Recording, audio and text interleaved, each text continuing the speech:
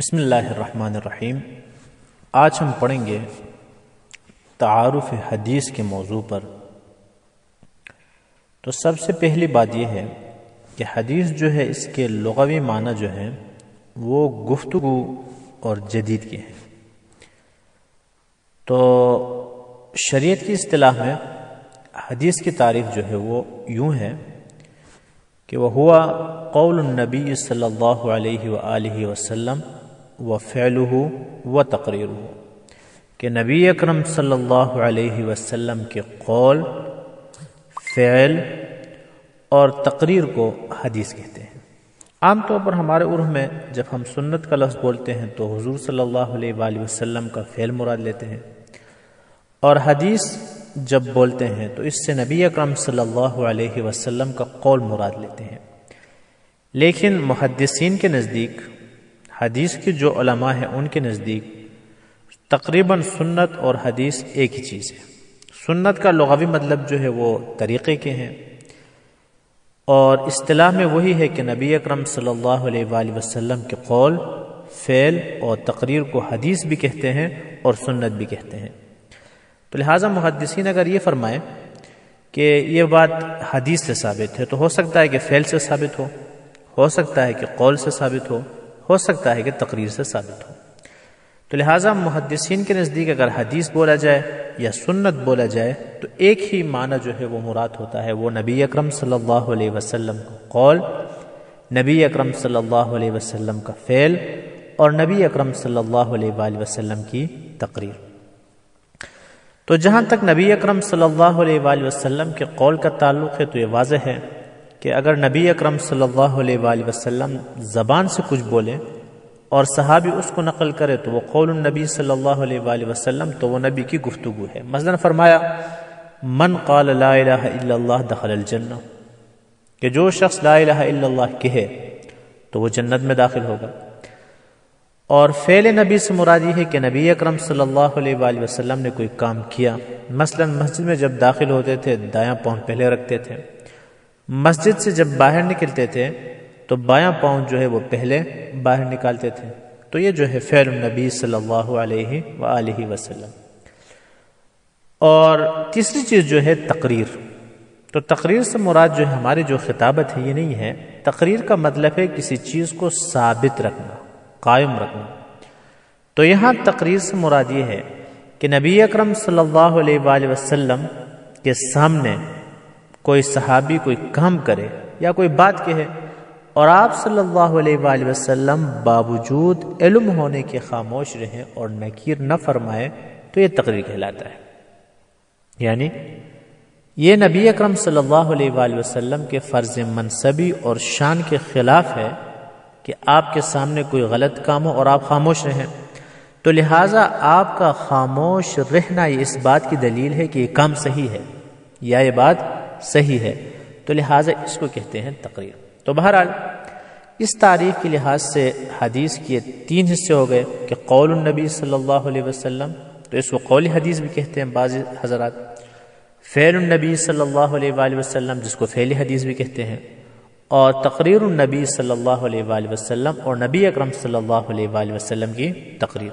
تو گویا کہ حدیث یا سنت کی تعریف یہ ہوئی عزیز طلبہ کہ نبی اکرم صلی اللہ علیہ وآلہ وسلم کے قول، فعل اور تقریر کو حدیث یا سنت کہتے ہیں۔ تو آگے بڑھنے سے پہلے دو تین باتوں کا سمجھنا ضروری ہے۔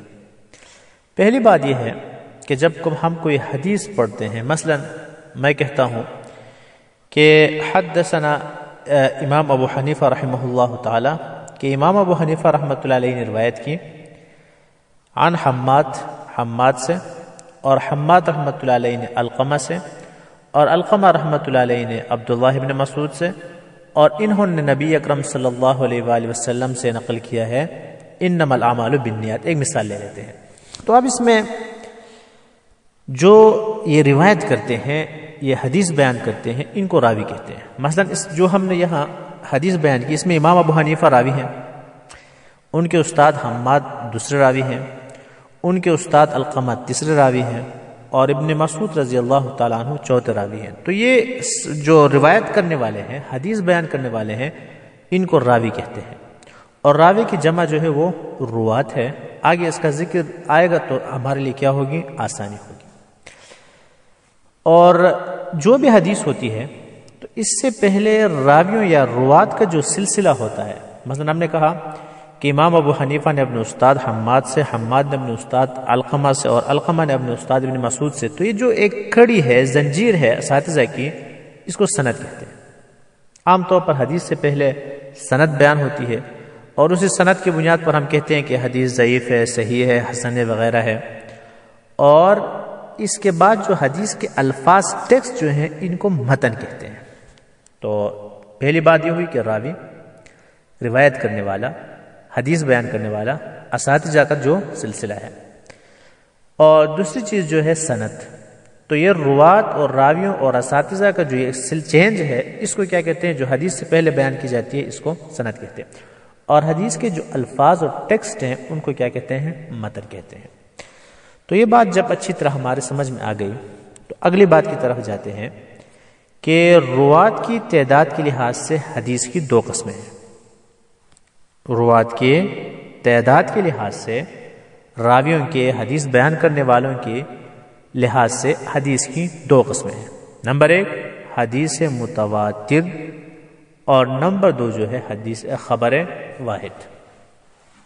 تو متواتر جو ہے اس حدیث کو کہتے ہیں کہ جس کے روایت کرنے والے یعنی جو راوی ہیں ہر زمانے میں اتنے کثیر ہوں، صحابہ کے زمانے میں بھی، اور تابعین کے زمانے میں، اور تبع تابعین کے زمانے میں، کہ ان سب کا جھوٹ پر اتفاق کرنے کو عقل سلیم محال سمجھے.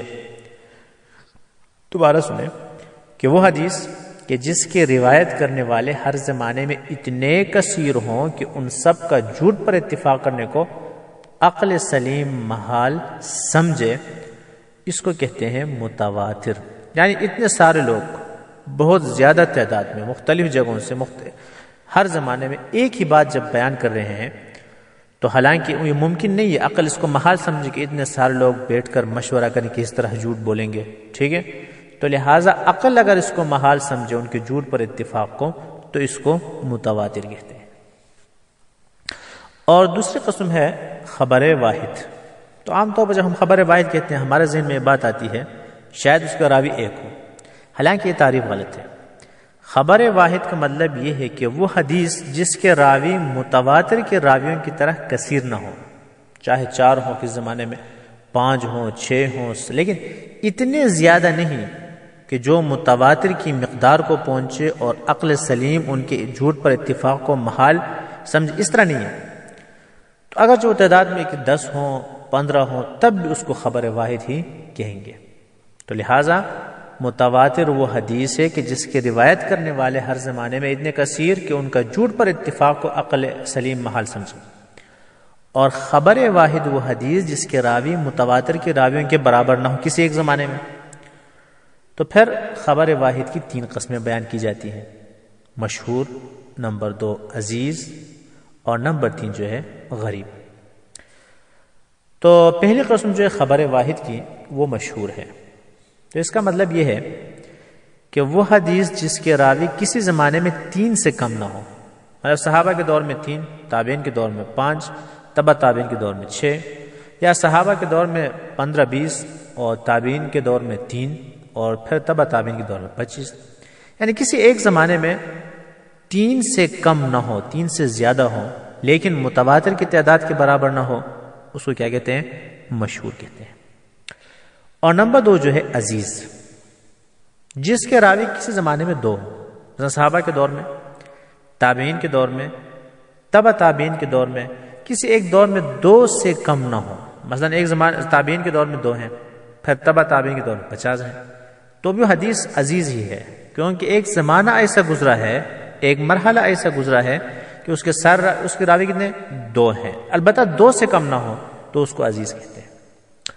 اور غریب نمبر 3 جو ہے وہ خبر واحد ہے کہ جس کے راوی کسی ایک زمانے میں 1 ہو، مثلا صحابہ کے دور میں 1 ہے یا تابعین کے دور میں 1 ہے، یا تابعین کے دور میں ایک ہے لیکن تبع تابعین کے دور میں وہ 70 80 بلکہ ہزاروں تک بھی پہنچ جائے تو خبر واحد ہی ہے.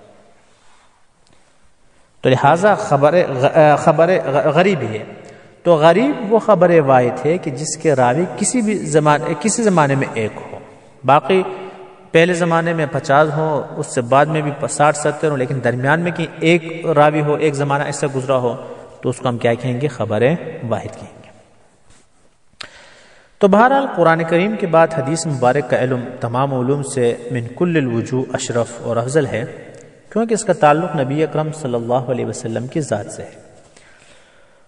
آن حضرت صلی اللہ علیہ وآلہ وسلم نے حدیث پڑھنے اور پڑھانے والوں کے لیے بہت دعائیں فرمائی ہیں.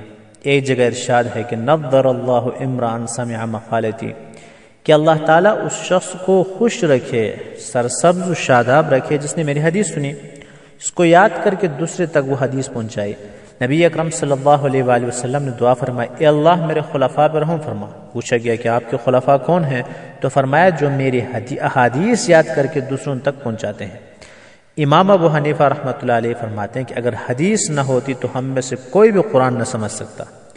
اور امام شافعی رحمۃ اللہ علیہ فرماتے ہیں کہ فقہا جو کچھ کہتے ہیں وہ احادیث کی تشریح ہے، اور احادیث جو ہے وہ قرآن کریم کی شرح ہے. تو بہرحال یہ پہلا لیکچر جو تھا اس میں ہم نے حدیث کی مختصراً تعارف، راوی، سند اور متن، اور پھر عدد روات کے لحاظ سے حدیث کی قسمیں ہم نے بیان کی. اور کل انشاءاللہ تعالی حجیت حدیث اور انکار حدیث کے بارے میں گفتگو کریں گے.